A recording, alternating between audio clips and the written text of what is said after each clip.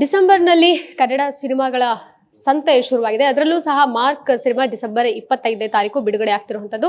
ಸಿನಿಮಾದ ತಾರಗಡ ನೋಡೋದಾದ್ರೆ ಅದ್ಭುತವಾಗಿದೆ ಅಂತಾನೆ ಹೇಳ್ಬೋದು. ಯಾಕಂತ ಹೇಳಿದ್ರೆ ಅದು ಬೆಂಚ್ ಮಾರ್ಕ್ ಕನ್ನಡ ಇಂಡಸ್ಟ್ರಿನಲ್ಲಿ ಕ್ರಿಯೇಟ್ ಮಾಡುವಂಥದ್ದು. ಸದ್ಯಕ್ಕೆ ನಮ್ಮೊಟ್ಟಿಗೆ ಮಾತಾಡೋದಕ್ಕೋಸ್ಕರ ಇಬ್ರು ಆರ್ಟಿಸ್ಟ್ ಇದ್ದಾರೆ. ಒಬ್ರು ರಾಬರಕೊಪ್ಪ ಅವರು, ಇನ್ನೊಬ್ರು ಪ್ರತಾಪ್ ನಾರಾಯಣ್ ಅವರು. ಸೊ ಅವ್ರು ನೋಡೇ ಇರ್ತೀರಾ, ಯಾವ ಹೀರೋ ಆಗಿ ಕಾಣಿಸ್ಕೊಂಡಿದ್ದಾರೆ, ಜೊತೆಗೆ ವಿಲನಿಶ್ ರೋಲ್ ಆಗಿ ಕೂಡ ಈ ಹಿಂದೆ ಸಿನಿಮಾಗಳನ್ನ ನೋಡಿರ್ತೀರಾ. ಬಟ್ ಈ ಸಿನಿಮಾದಲ್ಲಿ ಅವರ ಪಾತ್ರ ಏನು ಅನ್ನುವಂಥದ್ದು, ಜೊತೆಗೆ ರಾಘು ಸರ್ ಪಾತ್ರ ಏನು ಅಂತದ್ದು ಪರಿಚಯಿಸ್ತಾರೆ ಅವರೇ. ಸರ್ ನಮಸ್ತೆ. ಮೊದಲೇದಾಗಿ ನಮಸ್ತೆ ಮೇಡಮ್. ತುಂಬಾ ಬ್ಯುಸಿ ಇದ್ದೀರಾ ಅನ್ಸುತ್ತೆ ಈಗ ಪ್ರಚಾರದಲ್ಲಿ. ಖಂಡಿತ. ಪ್ರಚಾರ ಅಂತೂ ಯಾವುದೇ ಸಿನಿಮಾ ಬರಲಿ ಆ ಪ್ರಚಾರಕ್ಕೆ ಕಲಾವಿದರೆಲ್ಲ ಸಾಥ್ ಕೊಡಲೇಬೇಕಾಗತ್ತೆ, ಕೊಡ್ತೀವಿ ಕೂಡ.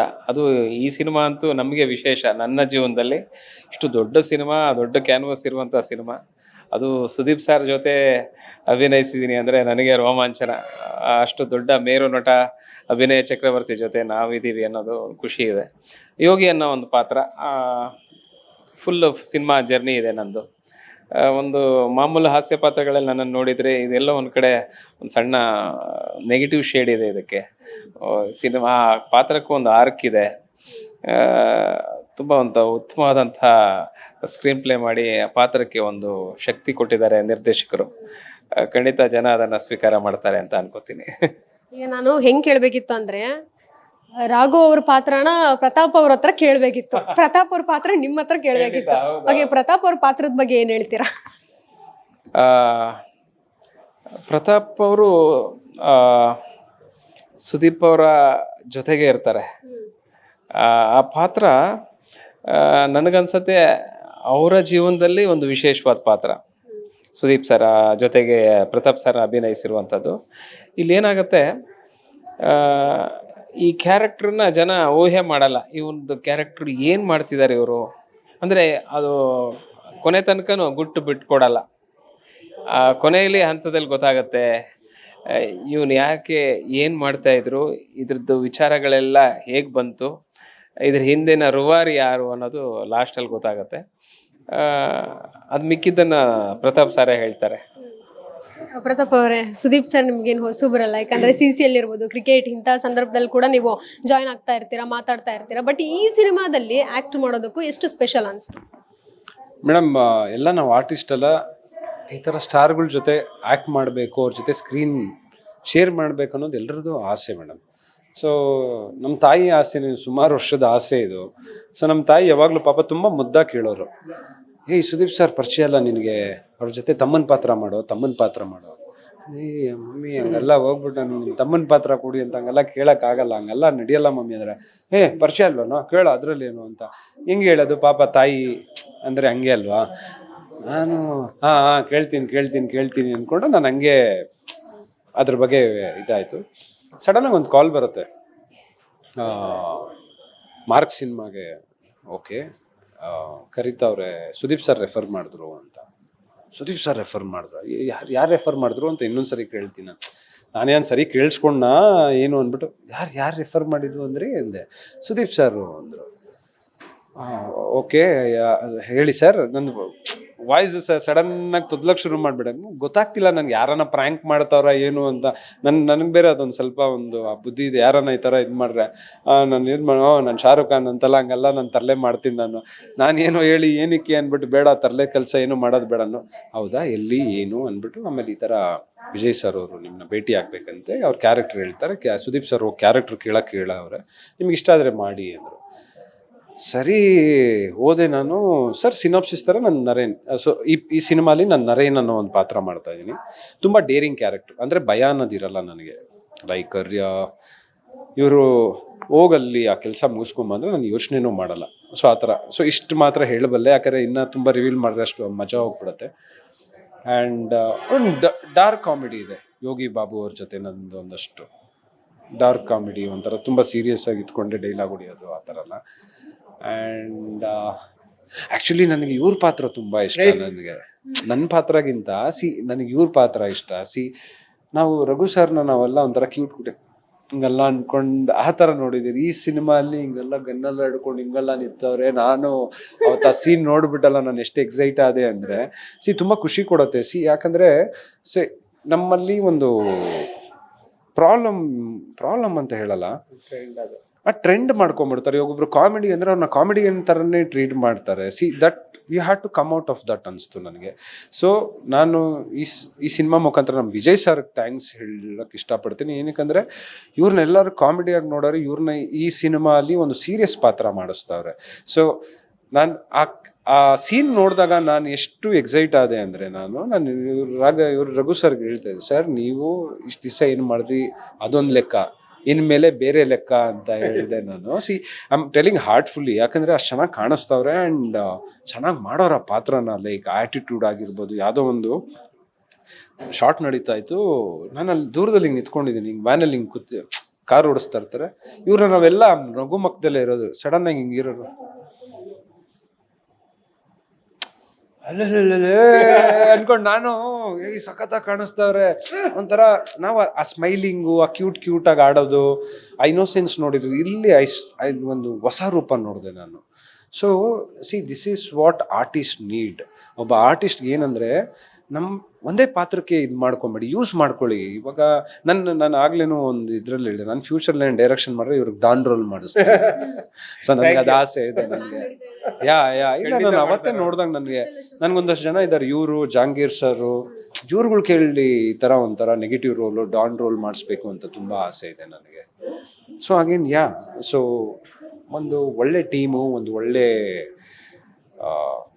ಲೈಕ್ ಈ 4 ತಿಂಗಳು ಮೇಡಮ್ ನಮಗೆ it was a more of like a journey. ನಾವು 30+ 30+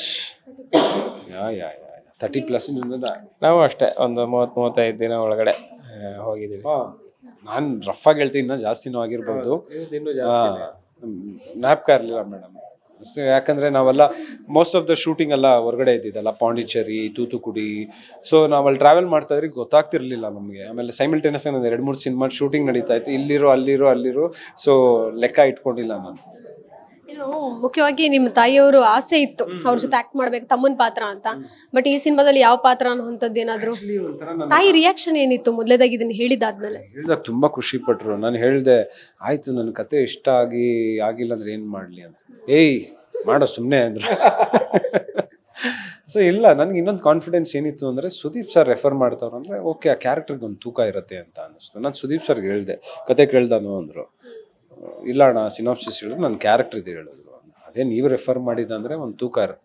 ಹಂಗಾರೆ ನೀನು ನಾಳೆನೇ ಹೋಗಂಗಿದ್ರೆ ನಾಳೆನೇ ಹೋಗು ನೀನು. ಅದೆಲ್ಲ ಇಲ್ಲ. ಆಲ್ವೇಸ್ ಆರ್ಟಿಸ್ಟ್ ಆದವ್ರು ಕತೆ ಕೇಳಬೇಕು, ಮಾಡಬೇಡ ಚಿನ್ನ. ಇದು ಯಾವುದೇ ಸಿನಿಮಾ ಮಾಡು, ಯಾರು ರೆಫರ್ ಮಾಡಿದ್ರು ಅದು ಬರಲ್ಲ. ನೀನು ಕತೆ ಕೇಳಬೇಕು. ನೀನು ಕತೆ ಕೇಳಿದಾಗ ನಿನ್ಗೊಂದು ಕ್ಲಾರಿಟಿ ಸಿಗುತ್ತೆ, ನಿನ್ಗೆ ಆ್ಯಕ್ಟಿಂಗ್ ಮಾಡೋಕ್ಕೆ ಈಸಿ ಆಗುತ್ತೆ. ನೀನು ಬರೀ ನಿನ್ನ ಪೋರ್ಷನ್ ಮಾತ್ರ ಕೇಳಿ okay, you can't do anything. When you know ಏನು ನಡೀತಿದೆ ಸುತ್ತಮುತ್ತ ಅಂತ, ನಿನಗೆ ಈಸಿ ರಿಯಾಕ್ಟ್ ಮಾಡೋದು. ನಿನ್ನ ವಿಷಯ ಈಸಿಯಾಗಿ ಆ್ಯಕ್ಟ್ ಮಾಡ್ತೀಯ. ನೀನು ಆ್ಯಕ್ಟ್ ಮಾಡಾಗ ನಿನಗೆ ಗೊತ್ತಿರತ್ತೆ ನಿನ್ಗೆ ಏನು ನಡೀತಿದೆ ಅಂತ. ಸೊ ಆಲ್ವೇಸ್ ಆಸ್ಕ್, ಕೇಳು, ಏನು ತಪ್ಪಿಲ್ಲ. ಇಲ್ಲ ಸರ್ ನನ್ನ ಕತೆ ಹೇಳಿದ್ರೇನೆ ಮಾಡೋದು. ನನಗೆ ಅವರಷ್ಟು ದೊಡ್ಡ ಸ್ಟಾರ್ ಆಗಿ ಅವ್ರಿಗೆ ಅವಶ್ಯಕತೆ ಇಲ್ಲ ಅದು ಹೇಳೋದು. ಬಟ್ ಏನಕ್ಕೆ ಹೇಳಿದ್ರು ಅಂದರೆ, that's how artist should prepare. So ಮತ್ತೆ ಅದೊಂಥರ ನಮಗೆ ಏನೋ ಒಂದು ವಸ್ತು ಕಲ್ತ್ರಿ. ಎಲ್ಲೋ ಒಂದು ಕಡೆ ನಾವು ಹಾಯ್ ನನ್ನ ಪಾತ್ರ ಚೆನ್ನಾಗಿದೆ ಬಿಡು ಅಂತ ಸ್ವಾರ್ಥಿಗಳಾಗ್ಬಿಡ್ತೀರಿ. ಕತೆ ಕೇಳಬೇಕು, ತುಂಬ ಹೆಲ್ಪ್ ಆಗುತ್ತದೆ. ಅದು ಬಹುಶಃ ಸಿನಿಮಾಲಿ ಏನೋ ಯಾವುದೋ ಒಂದು ಸೀನ್ ಮಾಡ್ಬಿಟ್ಟು ಬಂದಾಗ ಸುದೀಪ್ ಸರ್ ಹೇಳಿದೆ, ಚೆನ್ನಾಗಿ ಮಾಡಿದ್ಯಾ. ಬಹುಶಃ ಅದು ನಾನು ಅವತ್ತು ಕತೆ ಕೇಳಿ ನನಗೆ ಏನು ನಡೀತಿದೆ, ವಿಷಯ ಅಲ್ಲಿ ಏನು ನಡೀತಿದೆ ಅಂತ ಗೊತ್ತಿದ್ದಕ್ಕೆ ತಾನೇ ನಾನು ರಿಯಾಕ್ಷನ್ ಕೊಡೋಕ್ಕಾಗಿದ್ದು. ನನಗಲ್ಲಿ ವಿಷಯನೇ ಗೊತ್ತಿಲ್ಲ ನಾನು ಅಂತ ಪೆದ್ದಿನ ಥರ ನಿಂತಿದ್ರೆ. ಸೊ ಅಗೇನ್ ಥ್ಯಾಂಕ್ ಯು, ಅವ್ರಿಗೆ ಥ್ಯಾಂಕ್ಸ್ ಹೇಳಬೇಕು. ಸರ್, ಚಿತ್ರರಂಗದಲ್ಲಿ ಇರಬಹುದು ಎಷ್ಟೇ ಸಿನಿಮಾ ಮಾಡಿದ್ರು ಒಂದು ಆ ಸಿನಿಮಾ, ಒಂದು ಪಾತ್ರ, ಅದು ಬೇಕಂದ್ರೆ ಮೈಲ್ ಸ್ಟೋನ್ ಆಗ್ಬೋದು ಆ ವ್ಯಕ್ತಿಗೆ. ಸೊ ನೀವು ಕೂಡ ಹಿಂದೆ ಮಾಡಿರುವಂತಹ ಪಾತ್ರಗಳನ್ನ ಮೆಚ್ಕೊಂಡಿದ್ದಾರೆ ಜನ. ಬಟ್ ಈ ಸಿನಿಮಾದಲ್ಲಿ ಈ ಪಾತ್ರ ಆ ಮೈಲ್ ಸ್ಟೋನ್ ಆಗುವಂಥದ್ದು ಹೇಳಕ್ಕಾಗಲ್ಲ. ಆದರೆ ಪಾತ್ರ ಸ್ಕ್ರೀನ್ ಪ್ಲೇ ತಗೊಂಡ್ರೆ ನಾವು ಇವಾಗ ನನ್ನ ಪಾತ್ರದ್ದು ತುಂಬ ವಿಶೇಷವಾಗಿದೆ. ಇವ್ರು ಹೇಳಿದಾಗೆ ನಾವು ಅಂದ್ಕೊಂಡಿರಲಿಲ್ಲ ಆ ಪಾತ್ರಕ್ಕೆ ಅಷ್ಟು ಗಟ್ಟಿಯಾದಂಥ ಸ್ಕ್ರೀನ್ ಪ್ಲೇ ಇದೆ ಅಂತ. ನಿರ್ದೇಶಕರು ಅದನ್ನು ತುಂಬ ಜಾಣ್ಮೆಯಿಂದ ತೊಗೊಂಡೋಗಿದ್ದಾರೆ. ನನ್ನ ರೆಗ್ಯುಲರ್ ಕ್ಯಾರಿಕೇಚರ್ಸ್ ಯಾವುದೂ ಇಲ್ಲ ಈ ಸಿನಿಮಾದಲ್ಲಿ. ತುಂಬ ಸೀರಿಯಸ್ ಆಗಿ ಹೋಗಿದ್ದೀನಿ. ಒಂದು ದಿನ ಕೂಡ ನಕ್ಕಿಲ್ಲ. ಆಫ್ ದಿ ಸೆಟ್ಟು ನಾವು ತುಂಬ ನಕ್ಕಿದ್ದೀವಿ. ಆ ಶಾರ್ಟ್ ಅಂತ ಬಂದ ತಕ್ಷಣ ವೆರಿ ಸೀರಿಯಸ್. ಮುಖ ಎಲ್ಲ ಒಂಥರ, ಅವರು ಡೈರೆಕ್ಟರ್ ಯಾವಾಗಲೂ ಹೇಳೋರು, ಕಡಿಮೆ ಸಾಕು ಜಾಸ್ತಿ ಬೇಡ ಹೀಗೆ ಹೇಳ್ಕೊಂಡು ಆ ಪಾತ್ರನ ನಡೆಸ್ಕೊಂಡು ಹೋಗಿದ್ದಾರೆ. ಬಟ್ ಎಲ್ಲೋ ಒಂದ್ ಕಡೆ ನನಗೂ ಹೋಪ್ಸ್ ಇದೆ, ಜನ ಇದನ್ನ ಸ್ವೀಕಾರ ಮಾಡ್ತಾರೆ, ಇಷ್ಟಪಡ್ತಾರೆ. ಈ ಪಾತ್ರ ನನ್ನ ಕೆರಿಯರ್ ಅಲ್ಲಿ ಒಂದು ವಿಶೇಷವಾದ ಪಾತ್ರ. ನಿಜವಾಗ್ಲೂ ತುಂಬಾ ವಿಶೇಷ ಪಾತ್ರನೇ. ಆಮೇಲೆ ಜನ ನಿಜವಾಗ್ಲೂ ಇಷ್ಟಪಡ್ತಾರೆ ಮೇಡಮ್. ಯಾಕಂದ್ರೆ ನಾವು ಲೈವ್ ನೋಡಿದ್ರೆ ನಮ್ಗೆ ಅಷ್ಟು ಇಷ್ಟ ಆಗ್ತಿತ್ತು ಅಂದ್ರೆ, ಸೊ ಸ್ಕ್ರೀನ್ ಮೇಲೆ ನೋಡಿದಾಗ ಅಡ್ಡ BGM ಇವ್ರು ಬರ್ತಿರ್ಬೇಕಾಗ ಇನ್ನು ಅದೆಲ್ಲ ನಿಮ್ಗೆ ಆ ಮಜಾನೇ ಬೇರೆ ಅಲ್ವಾ. ಇವ್ರನ್ನ ಇಮ್ಯಾಜಿನ್ ಮಾಡಿ ಗನ್ ಇಟ್ಕೊಂಡು ಹಿಂಗೆಲ್ಲ ಹಿಂಗ್ ಬರ್ತಿದ್ರೆ ಹಿಂಗ್ ಇವ್ರನ್ನ ಇಮ್ಯಾಜಿನ್ ಮಾಡಿ ಹಿಂಗ್ ಕಾಣಿಸ್ತಾರೆ. ಹೌದು, ಇಟ್ಸ್ ನೈಸ್. ಆಕ್ಷನ್ ಇಂಟರ್ವ್ಯೂ ಕೊಡ್ತಾ ಇದ್ದಾರೆ ಪ್ರತಾಪ್ ಅವರು. ನಿಜ ಇಲ್ಲ, ಇಟ್ಸ್ ನಿಜವಾಗ್ಲೂ ತುಂಬಾ ಆತರ ಸುಮಾರು ಕ್ಯಾರೆಕ್ಟರ್ಗಳಿದೆ. ಹೌದು, ತುಂಬಾ ಜನದ್ದು. ಸೊ ನೀವು ಒಂದು ನಾಳೆ ಸಿನಿಮಾ ನೋಡ್ತಿರ್ಬೇಕಾದ್ರೆ ಸೀಟ್ ಎಡ್ಜಲ್ಲಿ ಕುತ್ಕೊಂಡು ನೋಡ್ತಿರ್ತೀರಾ ನೀವು. ಆ ಕಡೆ ಈ ಕಡೆ ತಿರ್ಗಿದ್ರೆ ನಿಮ್ಗೆ ಏನ್ ನೆಕ್ಸ್ಟ್ ಏನಾಗತ್ತೆ ಅಂತ ಮಿಸ್ ಆಗತ್ತೆ. ಸೊ ಸೊ ಈಗ ಇನ್ನೇನು ಥಿಯೇಟರ್ಗೆ ಒಂದು ಕೌಂಟ್ ಡೌನ್ ಶುರುವಾಗಿದೆ. ಎಷ್ಟು ಥಿಯೇಟರ್ ಅನ್ನುವಂಥದ್ದು ಇನ್ನೇನು ಲಿಸ್ಟ್ ಬರಬೇಕಾಗಿದೆ. ಬಟ್ ನೀವು ಯಾವ ಥಿಯೇಟ್ರಲ್ಲಿ ಕೂತು ಈ ಪ್ರೇಕ್ಷಕರ ಜೊತೆ ಎಂಜಾಯ್ ಮಾಡ್ತೀರಾ ಸಿನಿಮಾ? Main theatre madam. ಅಲ್ಲಿ ಒಂಥರ ಹಬ್ಬ ತರ ಅವತ್ತು ನಮ್ಗೆ. ಅದು 2 ಸಿನಿಮಾ ಸೈಮಲ್ಟೇನಿಯಸ್ ಆಗಿ ರಿಲೀಸ್ ಆಗ್ತಿದೆ. ಸೊ ಎಲ್ಲ ನಮ್ಮವರೇನೆ ಖುಷಿ ಹಾಡ ಅವತ್ತೊಂಥರ ನಾವು ಆಚರಿಸ್ತಿರೋ. ಖಂಡಿತ. ಅದು ಮೇನ್ ಥಿಯೇಟ್ರಲ್ಲಿ ಎಲ್ಲ ಒಟ್ಟಿಗೆನೆ ಟೀಮ್ ಡಿಸೈಡ್ ಮಾಡುತ್ತೆ, ಅಲ್ಲೇ ಕೂತ್ಕೊಂಡು ನೋಡ್ತೀವಿ. ಬಟ್ ಆ ಪ್ರೇಕ್ಷಕರಿಗೆ ನಾವು ಕೇಳ್ಕೊಳ್ಳೋದಿಷ್ಟೇ, ಸಿನಿಮಾ ಥಿಯೇಟ್ರಿಗೆ ಬನ್ನಿ, ಈ ಸಿನಿಮಾ ನೋಡಿ. ಇದು ಥಿಯೇಟ್ರ್ ಎಕ್ಸ್ಪೀರಿಯನ್ಸ್ ಮಾಡಿದ್ರೇನೆ ನಿಮಗೆ ಖುಷಿ ಕೊಡೋದು. ಬರೀ ಮೊಬೈಲಲ್ಲಿ OTT ನೋಡಿದ್ರೆ ಆ ಒಂದು ಫೀಲ್ ಕೊಡಲ್ಲ. ತುಂಬ ದೊಡ್ಡ ಕ್ಯಾನ್ವಾಸಲ್ಲಿ ಮಾಡಿದ್ದಾರೆ, ನೀವೆಲ್ಲ ನೋಡಬೇಕು, ಆಶೀರ್ವಾದ ಮಾಡಿ ಅಂತ ಕೇಳ್ಕೊಳ್ತೀವಿ. ಪ್ರತಾಪ್ ಅವ್ರೆ, ದಾದಾ ಸಾಂಗ್ ಇಷ್ಟ ಆಯ್ತಾ? ಸಖತ್ ಇಷ್ಟ ಆಯ್ತು. ನಾವು ಆ್ಯಕ್ಚುಲಿ ಫಸ್ಟೇ ಶೂಟ್ಗೆ ಹೋದಾಗನೇ ನಮಗೆ ಆ ಸಾಂಗ್ ತೋರಿಸಿದ್ರು. ನಮಗೆ ನೋಡಿದ ತಕ್ಷಣನೇ ಲವ್ ಆಗೋಯ್ತು ಆ ಸಾಂಗಲ್ಲಿ. ನಾನು ಹೇಳಿದೆ ಸರ್, ಈ ಸಾಂಗ್ ಎಲ್ಲ ಕೇಳಿದ ತಕ್ಷಣ ಇಷ್ಟ ಆಗಕ್ಕೆ ಶುರು ಆಗುತ್ತೆ. ಕೆಲವೊಂದು ಸಾಂಗ್ ನಿಮಗೆ ಕೇಳ್ತಾ ಇಷ್ಟ ಆಗುತ್ತೆ, ಬಟ್ ಇದು ಕೇಳಿದ ತಕ್ಷಣ ಫಸ್ಟ್ ಟೈಮೇ ನಮ್ಗೆಲ್ಲ ಇಷ್ಟ ಆಯಿತು. And we saw with visual ಅಲ್ವಾ, ಅದು ಇನ್ನೂ ಇಂಪ್ಯಾಕ್ಟ್ ಇದೆ. ಮನೆ ಇರ್ತಾರೆ ಅನ್ಕೊಂಡು. ಒಂದು ಸಾಂಗ್ ಇದೆಯಾ ಅಥವಾ ಇನ್ನಷ್ಟು ಸಾಂಗ್ಸ್ ಏನಾದ್ರು ಇದೆಯಾ ಅದನ್ನ ರಿಲೀಸ್ ಮಾಡಿ? ನಾಳೆ ಒಂದು ಸಾಂಗ್ ಬಿಡ್ತಿದ್ದಾರೆ 15th. ಇವತ್ತು 15th. ಇವತ್ತೊಂದು ಅದೇ ಐಟಮ್ ಸಾಂಗ್ ಒಂದು ಇದೆ. ನಿಶ್ವಿಕಾ ಅವರು ಸೂಪರ್ ಆಗಿ ಕಾಣಿಸ್ತಾ ಇದ್ದಾರೆ. ಚೆನ್ನಾಗಿದೆ ಆ ಸಾಂಗ್. ಅಂಡ್ ಇನ್ನೊಂದು ಸಾಂಗ್ ಇದೆ ಮೇಡಮ್, ಅದನ್ನು ಚೆನ್ನಾಗಿದೆ. ಅದು ಆಮೇಲೆ ಸಿನಿಮಾ ರಿಲೀಸ್ ಆದ್ಮೇಲೆ ರಿಲೀಸ್ ಮಾಡಕ್ಕೆ. ನಿಮ್ಮ ಡೈರೆಕ್ಷನ್ ಹೇಳಿದ್ರಿ, ಸ್ಕ್ರಿಪ್ಟ್ ಏನಾದ್ರು ಮಾಡ್ತಾ ಇದ್ದೀರಾ, ವರ್ಕ್ ನಡೀತಾ ಇದೆಯಾ? ಇದೆ ಮೇಡಮ್, ಒಂದಷ್ಟು ಐಡಿಯಾ ಇದೆ. ಸೊ ಗೊತ್ತಿಲ್ಲ ಯಾವಾಗ ನನ್ನಲ್ಲಿರೋ ಡೈರೆಕ್ಟರ್ ಆಚೆ ಬರ್ತಾನೆ ಅಂತ.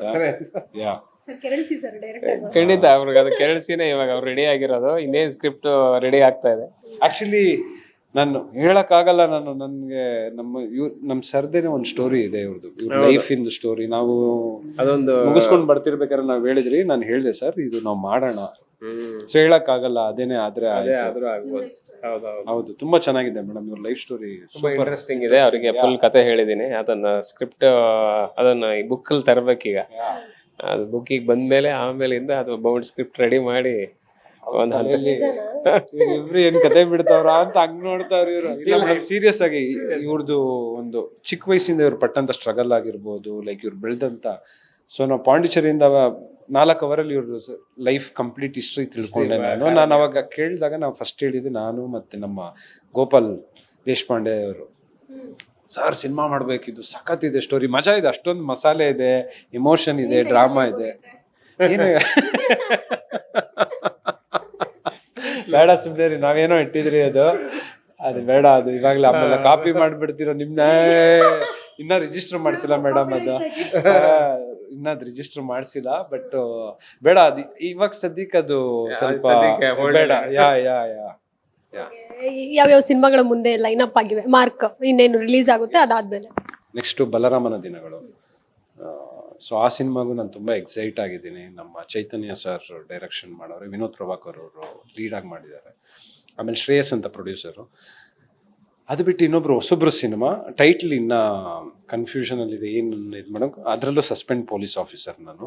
ಸೊ ಅದ್ರಲ್ಲಿ ಡಿಫ್ರೆಂಟ್ ಶೇಡಲ್ಲಿ ನೋಡ್ತಿರೋ ಒಂಥರ ಏನೋ ಲುಕ್ ಎಲ್ಲ ಚೇಂಜ್ ಮಾಡಿದ್ದೀನಿ. I mean in terms of, ನಾನು ಆ ಕತೆ ಕೇಳಿದಾಗ ಇದು ಎಲ್ಲಿ ಕ್ಲಾಶ್ ಆಗತ್ತಾ ಅನ್ಕೊಂಡಿದೆ, ಬಟ್ ಡಿಫ್ರೆಂಟ್ ಇದೆ. ಬಟ್ ಇಟ್ಸ್ ಸೊ ರಿಲೀಸಿಗೆ 2 ಸಿನಿಮಾ, ಇದು ಬಿಟ್ಟು 2 ಸಿನಿಮಾ ರಿಲೀಸ್ ಇದೆ. ಇನ್ನೊಂದು 2 ಸಿನಿಮಾದ ಮಾತುಕತೆ ನಡೀತಿದೆ. ನಂದು ಅದೇ ಲಾಸ್ಟ್ ಮಂತ್ ಎಲ್ಲ ಕಂಗ್ರ್ಯಾಚುಲೇಷನ್ ಬ್ರದರ್ ಅಂತ ಅದು ರಿಲೀಸ್ ಆಯಿತು. ಈಗ ಸೀಟ್ ಎಡ್ಜ್ ಅಂತ ಸಿದ್ದು ಮೂಲಿ ಮನಿದು ಸೀಟ್ ಎಡ್ಜ್ ಇವತ್ತು ಸ್ಕ್ರೀನಿಂಗ್ ಇದೆ, ಅದು ನಮಗೆ ಹೋಗಬೇಕು. ಸೊ ಅದು ಮೋಸ್ಟ್ಲಿ ನೆಕ್ಸ್ಟ್ ಮಂತ್ಗೆ ರಿಲೀಸ್ ಮಾಡ್ತಾರೆ. ಅದು ಬಿಟ್ಟರೆ ಶೂಟಿಂಗಲ್ಲಿ ಇರೋದು ಸುಮಾರು ಸಿನಿಮಾಗಳಿದ್ದಾವೆ. ಗಣೇಶ್ ಸರ್ ಜೊತೆ ಮಾಡ್ತಿದ್ದೀನಿ. ಕೃಷ್ಣ ಪ್ರಣಯ್ ಸಖಿ ಡೈರೆಕ್ಟರ್ದು ಶೂಟಿಂಗ್ ನಡೀತಾ ಇದೆ, ಅದು ಆಗ್ತಾ ಇದೆ. ಅದು ಹೀಗೆ ಸುಮಾರು ಸಿನಿಮಾಗಳು ನಡೀತಾ ಇದ್ದಾವೆ. ಥಿಯೇಟರ್ಗೆ ಮಾರ್ಕ್ ಹೇರ್ ಸ್ಟೈಲಲ್ಲಿ ಬನ್ನಿ. ಹಿಂಗ ಬೆಳೆದಿರೋ ಗ್ಯಾರಂಟಿ ಬರ್ತಿದ್ದೆ ನಾನು. ಸೊ ಎಲ್ಲಿ ಇವಾಗೆಲ್ಲ ಪೊಲೀಸ್ ಆಗಿ ಇದ್ ಮಾಡ್ತಾವ್ರೆ. ಸೊ ಇಲ್ಲ ಮೋಸ್ಟ್ ಪ್ರಾಬ್ಲಿ ನೆಕ್ಸ್ಟ್ ಇಯರ್ ಹತ್ರ ಬರ್ತೀನಿ. ಸುಮ್ಮನೆ ನನ್ಗ ಈ ತರ ಮಾಡಿಸ್ತೀನಿ. ಇವ್ರು ಮಾಡಿಸ್ಬಿಡೋಣ, ಯಾವ ಬ್ರೋ ವಿಗ್ ಹಾಕ್ಸ್ಬಿಡೋಣ, ಅದು ಸುಮ್ನೆ ಅದ ಯಾರು ಗೊತ್ತ, ನಾನೇ ಹೇಳ್ತೀನಿ ಅಣ್ಣ ಯಾರು ಗೊತ್ತಾ ಅಂತೀನಿ. ಓಕೆ, ಅದ್ಯಾವುದೋ ಬುಕ್ ಬರೀತೀರಿ ಅಂತ ಹೇಳಿದ್ರಿ, ಅದನ್ನು ಕೊಟ್ಬಿಡಿ, ಓದ್ತೀವಿ. ಇಲ್ಲ ಇವ್ರದ್ದು ಲೈಫ್ ಕತೆ ಇದೆ, ಇನ್ನ ಬರ್ದಿಲ್ಲ. ನರೇಟ್ ಮಾಡೋರೆ. Narrate ಮಾಡಿದೀನಿ. ಯಾರನ್ನ ಒಬ್ರು ರೈಟರ್ನ ಇಟ್ಕೊಂಡು ಒಂದು ಬುಕ್ಗೆ ಮಾಡಿ ದೆನ್ ಡೈರೆಕ್ಷನ್ ಫಾರ್ ಶೋರ್ ಮಾಡ್ತೀವಿ. All the best. Thank you. So ಇದಿಷ್ಟು ಮಾರ್ಕ್ ಚಿತ್ರದ ನಟರಾದ ರಾಘು ಹಾಗೂ ಪ್ರತಾಪ್ ಅವರ ಮಾತಾಗಿತ್ತು. ಕ್ಯಾಪ್ಟನ್ ಪೃಥ್ವಿ ಜೊತೆಗೆ Keerthi Patil, guarantee news, Bengaluru. Guarantee news, ಸುದ್ದಿ ಖಚಿತ, ನ್ಯಾಯ ನಿಶ್ಚಿತ.